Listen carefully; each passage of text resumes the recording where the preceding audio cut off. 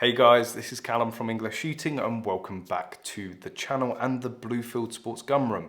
We're going to be talking about optics today, and one in particular that has received a hell of a lot of hype, and that is the Vortex Optics Razor HD 1 to 10. Now, let's put that down for a second. The Razor HD Gen 2 1 to 6 is a staple within practical shooting competitions. It's one of the go-to tried and tested optics with that true 1 power magnification, allowing you to use it as a red dot for closer targets and whacking it up to ×6 to go out to further distances. Within IPSC rifle, you're going to see varying distances on competition, and with 3-gun as well throughout many different terrain. You're going to have stuff that's 5 meters, stuff that is 400 meters away. So it's incredibly versatile. It's probably one of the most popular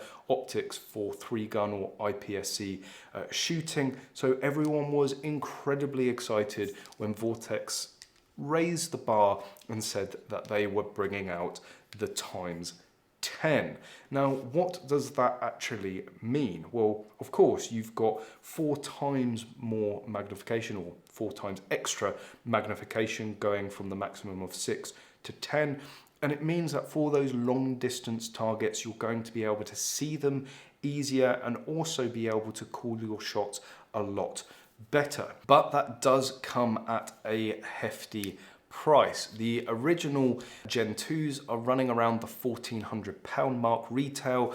The new Gen 3 is going to set you back an RRP of £2,100. So you're looking at least £700 difference. Is that enlarged by 4 times magnification worth that £700? Well, there are other features and changes as well. Something that I do have to caveat straight away is that this isn't a UK scope. So the Gen 3 isn't available yet within the UK. It is hopefully going to be in very short order, within a few weeks. But this was kindly brought down to me by a friend, Daniel Smerald, who we believe to be the first person outside of Vortex, certainly here in the UK, to have one in private ownership. Now, being half American, he bought this in the States and had it sent over. With the change of ITAR regulations, that is completely okay now. There's no issues with that, and he just took advantage of being half American and was able to get it before anybody else. So don't go and pester Vortex UK just yet. Unless you're going to go and take care of exporting one from the States, you're going to have to wait like everyone else. We have been told here at Blue Fieldsports that Blue Fieldsports will be the first Vortex dealer in the UK to have them. So if you do want to be the first one aside from Daniel, get in contact with Blue Fieldsports. So alongside the increase in magnification, there are some fairly significant changes to this scope. Firstly, it's now first focal plane. The previous Gen 2 Razor HDs were all second focal plane. Now, what that means is that as you increase the magnification, the reticle is going to change size with the first focal plane, whereas it stays static with the second focal plane. And what this causes is for effectively all of your reference points on the scope to change. With a second focal plane, you may have your hold over, hold off points, and that is going to change if you change the magnification. So you either need to learn it all and sort of put it into your head for all of the different magnifications you're going to be using, or you just stick it to one magnification and learn that like the back of your hand. With the first focal plane, that's not necessary. Everything stays constant. So once you've learnt those hold off points, then that's going to remain constant regardless of what magnification you're going to be in, which can be hugely advantageous in competition. Certainly practical shooting, your mind's going a mile a minute. You've got many different things you're meant to be focusing on, and to have an additional thing of, wait, I'm in this magnification and it's that hold off point, where am I looking, where is it shooting? It's just one less thing to think about, which could be really beneficial. Quite a controversial change is the size of the tube. So the previous Gen 2s had the very common 30mm tube size, and there's loads of mounts available. I just happen to have the sort of the premium, I think they call it, cantilever mount from Vortex. With the new one being 34mm, it means anyone going from a Gen 2 to a Gen 3, you're gonna have to buy another mount unless you happen to have a 34mm mount lying about the house, but that's gonna be another cost you're going to have to consider. Now, the reason for that change is obviously going up to that higher magnification, going to the first focal plane, there's a lot more going on inside of the optic, and Vortex have had to increase the tube to be able to fit it all in. Another thing that people are very focused on with these optics, certainly I am, is the weight. And it's actually one of the reasons that I'm looking to move away from my Razor. I absolutely love it. I think it's one of the best optics you can get. I'm just looking for something a little lighter, maybe a little bit more compact to suit mini rifle. For me, I think speed is ultimate within mini rifle, and I think the weight of the Razor HD might be hindering that speed a little bit. So this is the sort of the first of the Gen 2s. So there's the original Gen 2, and there's also the Gen 2E. Now the standard, the original, is a little heavier. The E denotes that they managed to shave some weight off of the HD by about, I think it's about 1/4 pound, which I think translates to about 100 grams. So it doesn't seem a lot, but it does make a difference. Now the Gen 3 is exactly the same weight as the Gen 2E. So putting these side by side, this is definitely going to feel heavier. The scope itself is heavier by about 100 grams, but also what this sort of video and getting these both in my hands has highlighted is the importance of the mount as well. You always want a high quality mount, but the weight is also saved in the mount between these two as well, with about 100 grams difference just in the mount alone.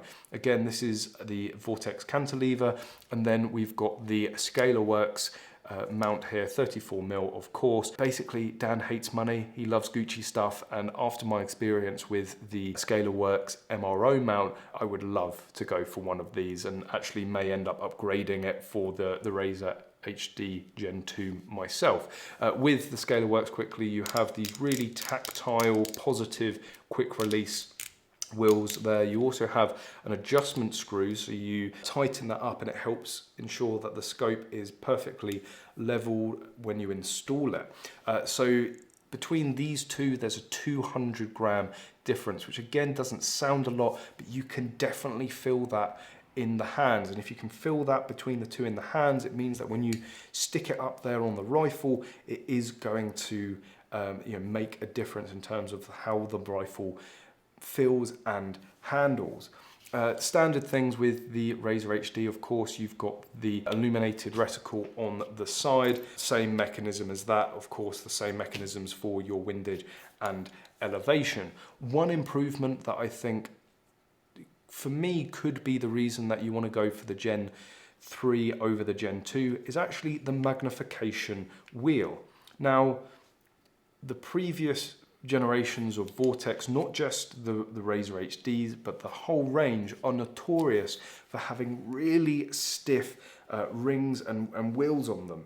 Now, there is a trick to this, which is you pop the ring off, you give it a good wipe down, get all the excess grease off, and then put it on. I've done that. I've tried to remove as much excess grease as possible, and it's still stiff as hell. Even with a throw lever, you really have to lever on it. You really have to put some force on it, which when you're running around a practical stage and you could be, literally within a second engaging a target 5 meters away or one that's 100 meters away, stood there on the stage is gonna cost you time.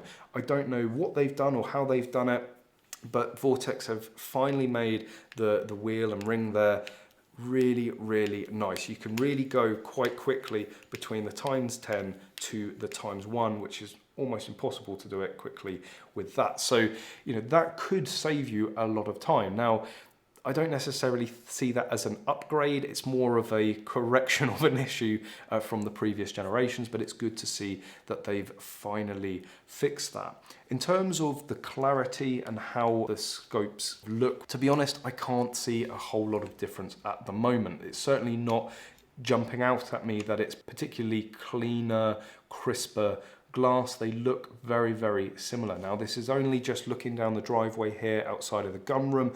Again, I will get them, I'll probably get one on Connor's 15-22 and one on mine, and be able to switch between the same guns with the different optics from side to side and really get a feel for any differences. But early impressions, it looks exactly the same through there, apart from obviously you can go up to the ×10. You do now get a throw lever included in the box. You get all the same cleaning cloths and battery that is usually included with the Gen 2, but you also get a little extension there to prevent glare. So they have thrown in a few little extras for you, and the throw levers aren't cheap themselves. I think they're about £50 to £70, so that's a nice little touch. Now, the last difference that I want to talk about is actually the aesthetic to it. Now, they do look almost identical side to side like this, but one of the biggest differences is actually the texture of all of the different caps, turrets, rings, wheels, whatever. On the Gen 2, they're very pointy, they're very sharp and aggressive, which is great for all conditions. They're not too sharp, they're not too harsh, and I really like the feeling. You're not going to slip off of them. On the Gen 3s, they've toned it down just a little bit, so it's slightly shallower cuts there on these rings. On the turrets, it's a slightly lower profile knurling, and it's not as sharp, and certainly on the illumination wheel, it's a lot less pointy, but there's still more than enough to grip onto, so it's not a downside. It just maybe will help preserve your baby-like fingers if you have particularly soft skin. So going back to the original question, is it worth the additional £700 to upgrade to the Gen 3? In all honesty, I think there are only a few group of shooters out there, mainly the sort of top 10, top 5% of shooters, that are going to be able to justify the difference and really get the maximum out of all the new features and increased magnification. For most people, for someone like myself that doesn't do a lot of rifle shooting, you know, certainly anything past 100 yards, the 1:6 is going to be more than capable. A great shooter with one of these is going to outperform a subpar shooter with the Gen 3. So it's not all about the gear. These are still immense scopes. They perform incredibly well, and you're still going to be able to compete at the top level with them. It's really when you reach that top level and you're looking for those marginal gains that you're going to really be able to extract the benefit out of this. Yes, it's nice to always have the newest, the shiniest, Gucciest bit of kit. I can understand if it makes you feel better, if you feel that you're going to perform better with it and your results are going to follow because of that, then, you know, really can you put a price on that? But I don't think necessarily there is a huge need to rush out there and go and buy it. Yes, there is a difference in the magnification. There is that first focal plane. Personally, I wouldn't be able to justify the additional £700 for it, not already owning a Gen 2. It's nice. There's more features, more performance, but this is still more than adequate for what I'm going to be using it for. So keep an eye out on the channel. I may completely change my mind. I may want to go and sell a kidney or sign off my firstborn child once I've gone and shot with it. But really, it's going to be your decision. Only you can decide whether it's worth that extra amount, but keep an eye out for the full review. Thank you very much for watching this video. A big thank you to Daniel for bringing his new toy down. Let me know what you think in the comment section below, and If you did enjoy this video, please give it a big thumbs up, and of course, make sure you're subscribed for any future videos. And as always, guys, I hope to see you soon.